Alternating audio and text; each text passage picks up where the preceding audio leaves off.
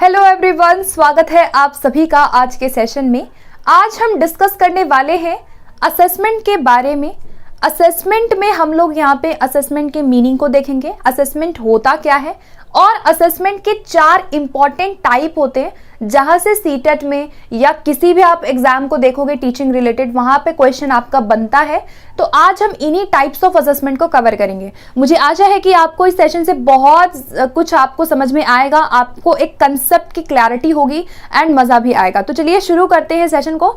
सबसे पहले हम डिस्कस करेंगे कि आकलन जब हम पढ़ रहे हैं, आकलन के टाइप्स को हम पढ़ रहे हैं, तो आकलन होता क्या है ये देखते हैं। ठीक है, तो देखो बहुत सिंपल है। आकलन क्या होता है? सिंपली आपका एक तरीका है डेटा कलेक्शन करने का। ठीक है, यानी कि आप बच्चों के बारे में जो भी जानकारी को एकत्रित करते हैं वो आपका आकलन होता है। ड्यूरिंग टीचिंग लर्निंग प्रोसेस, पूरे साल जब आप बच्चों के बारे में, उनकी लर्निंग के बारे में जब आप कलेक्ट करते हो इंफॉर्मेशन को, या आप बहुत सारे ना टेस्ट ले लेते हो, कभी आपने प्रोजेक्ट ले लिया, कभी आपने असाइनमेंट ले लिया, कभी आपने टूल्स एंड टेक्निक्स का यूज करके उनके बारे में आप क्या करते हैं, सूचनाओं को एकत्रित करते हैं। पोर्टफोलियो बना सकते हैं, एनेक्डोटल बना सकते हैं। तो जो भी हम टेक्निक का यूज करते हैं, चाहे वो गुणात्मक हो या वो मात्रात्मक हो, उन दोनों तकनीकों का यूज करके ही हम क्या करते हैं, बच्चों के बारे में इंफॉर्मेशन को कलेक्ट करते हैं। तो आकलन क्या है? सिंपली बच्चों के बारे में, उनके अधिगम के बारे में जानकारी को कलेक्ट करना, यानी जानकारी को एकत्रित करने की प्रक्रिया आकलन होता है। आकलन हेल्प क्या करता है? आकलन आगे चल के मूल्यांकन करने में हमारी मदद करता है। ठीक है, तो आज हम केवल आकलन को ही यहाँ पे हम लोग इस टॉपिक को टच करने वाले। तो आई होप आपको क्लियर हो गया होगा। आकलन सिंपली आप डेटा कलेक्ट कर रहे हो, बच्चों के बारे में आप इंफॉर्मेशन को फाइंड आउट कर रहे हो। ठीक है, अब देखो इसमें 4 प्रकार पूरे के पूरे शामिल होते हैं जहां से क्वेश्चन आपका बनता है। सबसे पहले आता है हमारा, सबसे पहला है असेसमेंट फॉर लर्निंग। बहुत इंपॉर्टेंट है, ज्यादातर क्वेश्चन यहां से और ऑफ लर्निंग से आते हैं। ये दोनों से ज्यादा क्वेश्चन आते हैं, इनको अच्छे से हम लोग समझेंगे। बहुत इजी है। ठीक है, देखो क्या है असेसमेंट फॉर लर्निंग। क्या होता है? आप क्या कर रहे हो, सीखने के लिए आकलन कर रहे हो।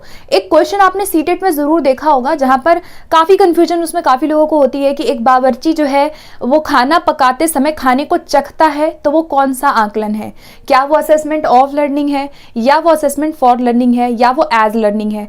तो देखो जब एक बावर्ची खाने को चख रहा होता है तो उसे हम फॉर लर्निंग की कैटेगरी में रखते हैं। फॉर लर्निंग क्यों रखते हैं? क्योंकि जब वो खाने को बना रहा होता है तो वो वहां पे देख रहा होता है कि अच्छा कोई फीडबैक की जरूरत है, क्या उसमें नमक कम है या और डालना पड़ेगा, या नमक ज्यादा है, क्या उसमें मसाले ठीक मात्रा में है या नहीं है। यानी कि जब वो खाने को चख रहा है, यानी कि वो क्या कर रहा है, वो असेसमेंट फॉर लर्निंग कर रहा है। असेसमेंट फॉर लर्निंग क्या होता है? जो कि हम ड्यूरिंग टीचिंग लर्निंग प्रोसेस करते हैं। इसको आप नोट करना है। स्पेशली अगर यहाँ पे पूछा जाए कि शिक्षण अधिगम प्रक्रिया के दौरान किया जाने वाला आकलन कौन सा होता है, ड्यूरिंग, अगर पूछा जाए कि during teaching learning process. Teaching learning process का मतलब क्या है कि जब आप पढ़ा रहे होते हैं उसके दौरान जब आप मूल्यांकन आकलन करते हो तो वो आपका असेसमेंट फॉर लर्निंग होता है। ठीक है, अब देखो ये 2 प्रकार में होता है। इसको हम कितने भागों में बांट सकते हैं? 2 अंशों में या 2 भागों में बांट सकते हैं। पहला होता है आपका निदानात्मक और दूसरा होता है आपका निर्माणात्मक। ठीक है, बहुत आसान है। देखो जब आप ड्यूरिंग टीचिंग लर्निंग प्रोसेस कोई चीज पढ़ा रहे होते हो एंड आपने क्या किया, एक बच्चे से कोई क्वेश्चन पूछ लिया। मान लीजिए एक आप सपोज करो कि मैं आपको कोई चैप्टर सिखा रही हूँ, मान लो मैं यही चीज आपको सामने ऑफलाइन मोड में कुछ सिखा रही हूँ। ठीक है, अब मैंने जब आपको ये समझाया, देन मैं बीच में क्या करूंगी, आपसे इसको पढ़ाने के बाद, इस टॉपिक को पढ़ाने के बाद मैं आपसे कोई क्वेश्चन पूछ लूंगी। ठीक है, तो यहाँ पर क्या होगा, वो आपका फॉर लर्निंग है, जहां पे आप ड्यूरिंग टीचिंग लर्निंग प्रोसेस उनसे क्या करते हो, ये जानते हो कि उनको कितना आया। ठीक है, उनका निदान आप करते हैं, यानी कि बच्चों को अगर कहीं प्रॉब्लम आ रही है तो आप उसका निदान उसी समय कर लेते हैं। मान लीजिए आपने बच्चों को एडिशन सब्ट्रैक्शन सिखाया था मैथ्स की क्लास में। अब आपने जब उनको सिखाया, जब आपने उनको पढ़ाया, तो क्लास के दौरान ही आप उनको बोर्ड पे एक क्वेश्चन करने को दे देते हो और बच्चे जो हैं अपनी कॉपी में, आपने देखा कि मैक्सिमम बच्चों ने गलत किया है इसको, तो आप अब जिन बच्चों ने गलत किया है इस सवाल को, आप क्या करोगे, आप उनका पता लगाओगे कि गलती कहाँ की है, उन्हें कहाँ कठिनाई आ रही है। तो जब आप ड्यूरिंग टीचिंग लर्निंग प्रोसेस बीच बीच में जब आप मूल्यांकन आकलन कर लेते हो फॉर लर्निंग करने के लिए कि बच्चों को कितना आ रहा है, प्रोग्रेस को जांचने के लिए, वहां पर हम निदान कर सकते हैं। अगर उनको कोई समस्या आ रही है तो क्यों आ रही है, क्या कारण है, तो कारणों का हम पता लगाते हैं निदान में और उसके बाद हम उपचार करते हैं यानी रेमेडियल टीचिंग करते हैं, ठीक है। और दूसरा पार्ट होता है फॉर्मेटिव। ये जो होता है असेसमेंट फॉर लर्निंग, इसे हम फॉर्मेटिव असेसमेंट भी कहते हैं। फॉर्मेटिव का मतलब जैसे नाम से क्या लग रहा है कि कुछ फॉर्म करना, तो यहाँ पर हम क्या करते हैं, बच्चों की लर्निंग को फॉर्म करते हैं। जैसे मान लीजिए यहाँ बच्चों ने गलती की, आपने पता लगाया कि गलती क्यों की, उन्होंने सवाल मेरे पढ़ाने के बाद भी गलत क्यों किया, आप इस चीज की क्या करते हो, इसके कारणों का पता लगाते हो, यानी आप निदान कर रहे हो। एंड देन आप जब इसको रेमेडी करते हो तो उससे क्या होता है, बच्चों की लर्निंग में सुधार आएगा। तो ये फॉर्मेटिव हो गया, ठीक है। निर्माण करने का मतलब है कि आप कुछ बना रहे हो, आप यहाँ बच्चों की टीचिंग लर्निंग प्रोसेस को क्या करते हो, इम्प्रूव करते हो, उन्हें बनाते हैं आप उन्हें गाइडेंस देते हैं, आप उन्हें फीडबैक देते हैं ताकि उनकी लर्निंग और अच्छी धीरे धीरे हो सके। So during teaching learning process जब आप इम्प्रूवमेंट के लिए उनको सिखा रहे हैं, जब आप वहाँ पर निर्माणात्मक तरीके से सिखा रहे हैं तो आपका फॉर लर्निंग होता है। और ये हमारी प्रक्रिया उन्मुख होती है। क्या होती है, प्रक्रिया उन्मुख, यानी प्रोसेस की बात ये करता है। यहाँ पे हम प्रोडक्ट नहीं निश्चित कर देंगे, यहाँ पे हम बच्चों को रिजल्ट नहीं देते हैं।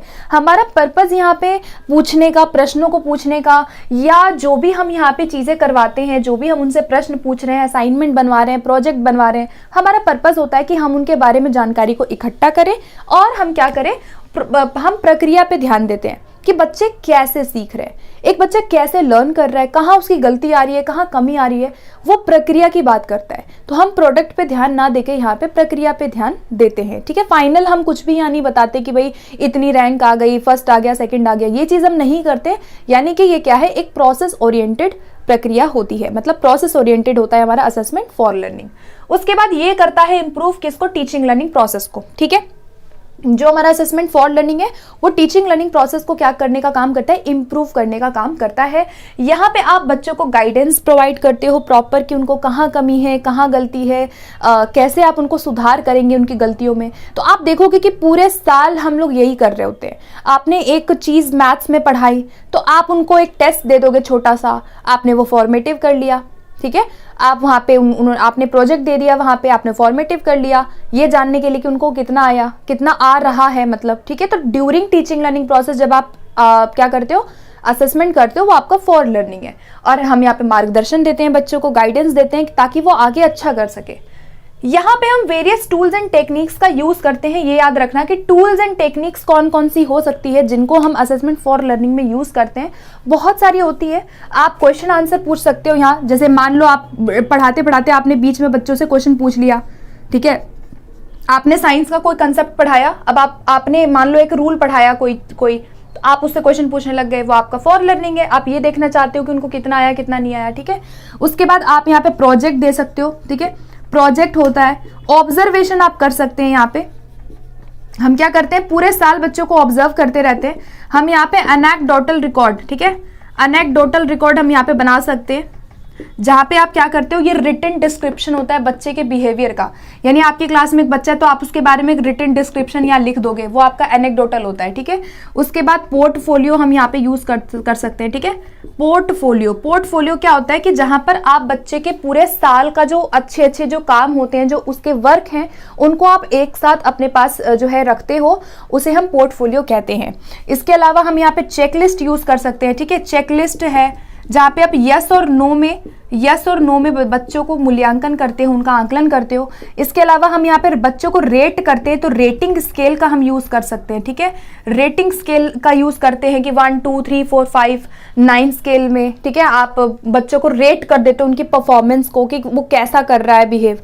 तो आप यहाँ करते हो क्या, टूल एंड टेक्निक का यूज असेसमेंट फॉर लर्निंग में, सो दैट कि आप क्या कर सको, उनको फीडबैक दे सको और आप इंप्रूव कर सको टीचिंग को, और आप उनके बारे में जानकारी को कलेक्ट कर सको। सिंपल आपका ये है, आप पूरे साल ये करते रहते हो, ठीक है।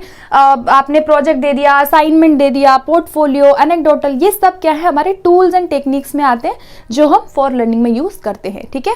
तो यहाँ पर हमारा assessment for learning I hope आपको क्लियर हो गया होगा। अब हम चलते हैं असेसमेंट ऑफ लर्निंग की तरफ, ठीक है। देखो, हमने फॉर लर्निंग पढ़ा, आप निदान कर रहे हो, आप जहां पे फॉर्म कोई बना रहे हो, निर्माण कर रहे हो। ऑफ लर्निंग क्या होता है, जहां पे आप योगात्मक मूल्यांकन कर देते हो। ये टोटल होता है, ठीक है। ये बात करता है प्रोडक्ट की।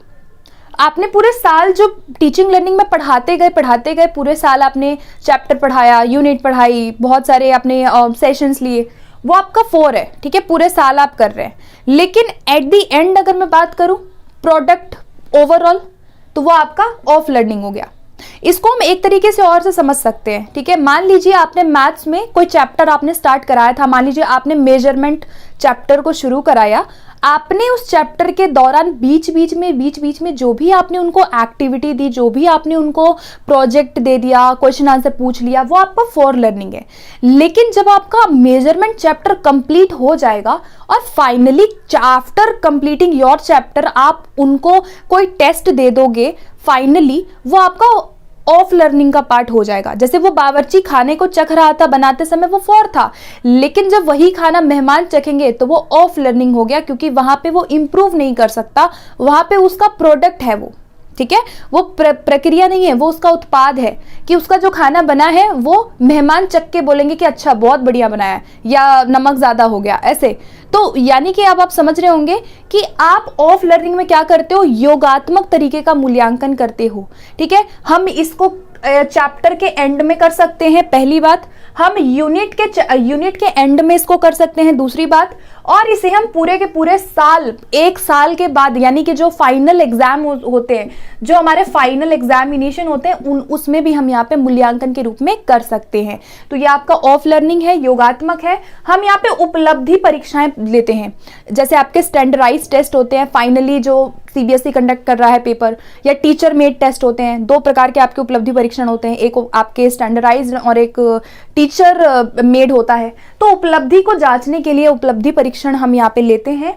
हम यहाँ पे बच्चों की वैल्यू को जज कर देते हैं, यानी मूल्य का निर्धारण यहाँ किया जाता है। किसका मूल्य निर्धारण किया जाता है कि अच्छा कितना आया, फर्स्ट आया, सेकंड आया, ए आया, बी आया, ग्रेड, हम अंकों की बात, ग्रेड की बात इधर करते हैं, इधर नहीं कर रहे थे, इधर केवल गाइडेंस दे रहे हैं, इधर हम फीडबैक दे रहे हैं। लेकिन यहां पर क्या होता है, ऑफ लर्निंग में हम रिजल्ट बता रहे हैं, ठीक है।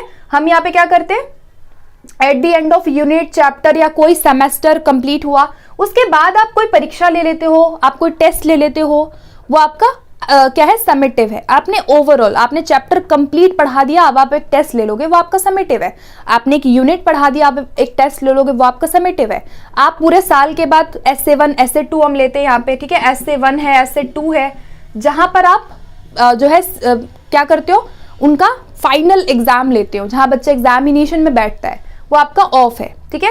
यहाँ पर एक इसकी एक वो है कि यहाँ पे हम फीडबैक नहीं दे पाते हैं, ठीक है, इसकी कमी हम कह सकते हैं कि यहाँ पर हम कोई भी बच्चों की इंप्रूवमेंट नहीं कर सकते हैं। अब फाइनली आपके जो मार्क्स आए थे 12th में 10th में, आप उसको इंप्रूव नहीं कर सकते हो ना ही आप बढ़ा सकते हो। आफ्टर एग्जाम कोई भी टीचर आपको वहां पे बैठ के फीडबैक नहीं देगा कि बेटा आगे से ऐसे करना, वैसे करना।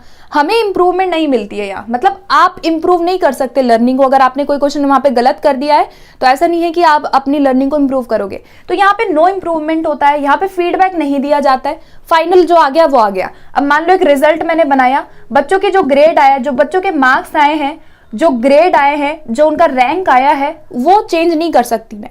तो यहाँ फीडबैक, रेमेडी, डायग्नोस है, कुछ भी नहीं होता है, ठीक है।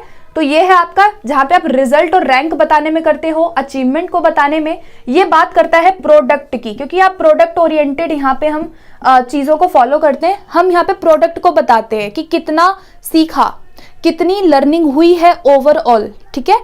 तो वो आपका क्या है, प्रोडक्ट है। ये आपका क्या है, ऑफ लर्निंग है, ठीक है। नेक्स्ट पे चलते हैं आप। अगला आता है assessment as learning. As learning बहुत आसान है। जैसे आपने देखो, ये जो एज लर्निंग है ना, ये आपका 4 का ही पार्ट है, ठीक है।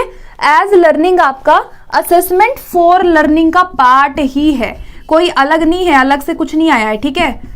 4 लर्निंग के अंदर आता है ये याद रखना, ठीक है। 4 लर्निंग के अंदर आता है। जब आप during teaching learning process assessment आप कर रहे हैं, उसी दौरान अगर छात्र खुद का ही मूल्यांकन करे, अपनी लर्निंग पे रिफ्लेक्ट करे कि उन्होंने कितना सीखा, कैसे वो सीख रहे हैं, क्या उन्हें और इम्प्रूव करना है, जब बच्चा खुद के ही विचारों पे सोचेगा, उसे हम एज लर्निंग कहते हैं। तो सिंपल यहाँ पे स्टूडेंट आ जाता है, ठीक है। यहाँ टीचर नहीं है, यहाँ स्टूडेंट मेन है।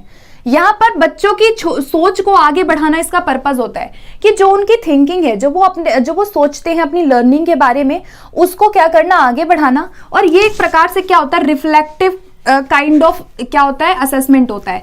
ये क्या होता है, बच्चों की जो रिफ्लेक्टिव थिंकिंग है उसको क्या करता है, अच्छा करता है। रिफ्लेक्टिव चिंतन यानी बच्चे यहाँ आलोचनात्मक चिंतन कर पाते हैं, अपनी लर्निंग पे रिफ्लेक्ट करते हैं, सोचते हैं कि उन्होंने कहाँ सीखा, कितना उन्हें सीखना है। वो आपका क्या है, एज लर्निंग है। हम यहाँ पे बच्चों की मेटाकॉग्निटिव एबिलिटी को अच्छा करते हैं। मेटाकॉग्निटिव का मतलब क्या है कि खुद के ही संज्ञान पे विचार करना। वो कैसे चिंतन करता है, क्या प्रोसेस है, कैसे सीखता है। कॉग्निशन जो एबिलिटी उसकी होती है वो खुद पे ही विचार बच्चा खुद से करता है, उसे हम एज लर्निंग की कैटेगरी में रखते हैं। तो क्या आ गया यहाँ पे, मेनली छात्र आ गए। अच्छा, अब आप पूछेंगे कि यहाँ पे तरीका क्या है, तो तरीका यहाँ पे पीयर लर्निंग हो सकता है। बच्चे पीयर्स में बहुत ज्यादा यहाँ पे सीखते हैं, खुद से ही सीखते हैं, तो एज लर्निंग है। जैसे मान लीजिए आपने बोर्ड पे एक सवाल दे दिया यहाँ पे बच्चों को कि बेटा इसको करके दिखाओ, ठीक है। मान लीजिए आपने अपनी क्लास में ना बच्चों को यहाँ पे ड्यूरिंग टीचिंग लर्निंग प्रोसेस आपने उनको ये दे दिया करने के लिए। अब एक एक बच्चा आ रहा है, मान लीजिए एक बच्चा आया, उसने इस सवाल को गलत कर दिया। क्या कर दिया, गलत कर दिया। उसी की जगह उसी का कोई उसका पीयर है, उसके साथ में जो बैठता है, वो आया और उसने इस सवाल को बिल्कुल सही कर दिया। अब आप ये सोचेंगे कि वो जो बच्चा है जिसने गलत किया था, वो उस बच्चे को देख के खुद ब खुद अपनी ही सोच पे विचार करेगा। क्या करेगा, मेटाकॉग्निटिव एबिलिटी से विचार करेगा, रिफ्लेक्ट करेगा यहाँ पे। तो वो एज लर्निंग हो गया। एक ने गलत किया, दूसरे ने आके सही कर दिया, तो बच्चे सीखते हैं आपस में। यही आपका क्या है, एज लर्निंग है, जो आपके 4 का ही पार्ट है। बस यहाँ पे ये याद रखना है कि छात्र के द्वारा किया जा रहा है, छात्र रिफ्लेक्ट कर रहे हैं, तो एज हो गया, ठीक है। सीखने के रूप में आंकलन, एज लर्निंग, जहां पे बच्चे ही अपनी लर्निंग पे विचार करते हैं और खुद को कैसे इंप्रूव करना है उसको सोच रहे होते हैं, ठीक है। तो ये यहाँ पे एज का पार्ट है। तो आई होप आपको क्लियर हो गया होगा। अब चलते हैं, लास्ट हमारा है असेसमेंट इन लर्निंग। ये नया है लेकिन यहाँ से क्वेश्चन आया हुआ था। इन लर्निंग देखो क्या है कि यहाँ पे लिखा है कि कक्षा में जो भी पढ़ाया या सिखाया जाता है उसके बीच में ही आंकलन करना इन लर्निंग है। कुछ भी नहीं है, बहुत आसान है। मैंने पहले ही बोला कि सारी चीजें आपस में इंटरकनेक्टेड होती हैं। अगर आप कनेक्ट करके चीजों को समझेंगे तो कोई भी चीज डिफिकल्ट नहीं है। फिर इन लर्निंग कुछ भी नहीं है। जैसे मान लो आपने मान लीजिए कि आप कोई चैप्टर बच्चों को पढ़ा रहे हो, आपने काफी बार देखा होगा बुक्स में क्या होता है कि पैराग्राफ वाइज स्टोरी दी होती है और आप देखेंगे कि एक पैराग्राफ में स्टोरी दी है और उसके बाद वहां पे आप देखोगे कि Q&A होता है, क्वेश्चन 1, क्वेश्चन 2, क्वेश्चन 3। आपने जरूर इसको पढ़ा होगा, फिर आपका पैराग्राफ आ जाता है। जरूर आपने देखा होगा कि जब आप पढ़ा रहे होते हो तो बीच बीच में बहुत सारी एक्टिविटीज आपको दिखती है। आप एनसीईआरटी की कोई भी बुक देखेंगे, आपको वहां पे बहुत सारी एक्टिविटीज नजर आएंगी। थोड़ा थोड़ा करके बीच बीच में एक्टिविटी उनको करने के लिए दे दी जाती है। वही आपका क्या है, इन लर्निंग है। सिंपल, कुछ भी नहीं है। इतना ही याद रखना है कि जब कक्षा में पढ़ाया जा रहा है, कुछ सिखाया जा रहा है, उसके दौरान जो आप उनका आकलन करते हो उसे हम क्या कहते हैं, इन लर्निंग कहते हैं, ठीक है। जैसे Q&A ले लिया आपने, बच्चों का क्विज ले लिया है ना। Q&A होते हैं कि भाई एक पैराग्राफ है, स्टोरी स्टार्ट हुई है, तो उस स्टोरी में, उस पैराग्राफ में जो आपने पढ़ा, उसके बाद कुछ क्वेश्चन होंगे, वो आपको करना होगा, कोई एक्टिविटी होगी वो आपको करना होगा। तो आप देखोगे चैप्टर के बीच बीच में काफी एक्टिविटीज होती हैं। वही आपका इन लर्निंग होता है, ठीक है, कि जो भी पढ़ाया जा रहा है, सिखाया जा रहा है, उसके बीच में ही आकलन हो जाता है। एक्टिविटीज बहुत सारी बुक्स में दी हुई हैं, बच्चे उनको कर रहे हैं और साथ के साथ उनका क्या हो रहा है, इन लर्निंग, मतलब उनका आकलन भी होता जा रहा है। तो ये एक्टिविटीज, क्विजेस, क्वेश्चन आंसर्स, कोई भी किसी भी तरह की एक्टिविटी आपकी जो बुक में है तो वो होता है वहां पे, तो वो क्या है, इन लर्निंग है, ठीक है। सो गाइज, आई होप आपको ये सारी चीजें क्लियर हो गई होंगी। असेसमेंट के चारों टाइप को समझाने की मैंने कोशिश की है। एंड करते हैं सेशन को फाइनली। एंड आपको सेशन कैसा लगे आप मुझे प्लीज बताया करें। आप लोगों का फीडबैक मेरे लिए बहुत ज्यादा इंपॉर्टेंट होता है। एंड कोई भी फीडबैक है, जेन्युइनली कोई भी है, तो आप मुझे दे सकते हैं। एंड अगर वीडियो आपको सच में अच्छी लगती है, पसंद आती है, तो प्लीज इसको शेयर कीजिए एंड सब्सक्राइब करिए चैनल को, मुझसे कनेक्ट जरूर होना। एंड आप मुझे इंस्टाग्राम पे फॉलो कर सकते हैं, आप टेलीग्राम ग्रुप से जुड़ सकते हैं, उसका लिंक आपको वीडियो के कमेंट सेक्शन में मिल जाएगा। एंड कोई भी अगर आपको वीडियो के रिगार्डिंग कोई भी चीज़ चाहिए तो आप वीडियो का जो टॉपिक है वो आप मुझे बता सकते हो, मैं ज़रूर उस पर वीडियो बनाने की कोशिश करूंगी। तो मिलते हैं फिर अगले सेशन में। Okay, thank you.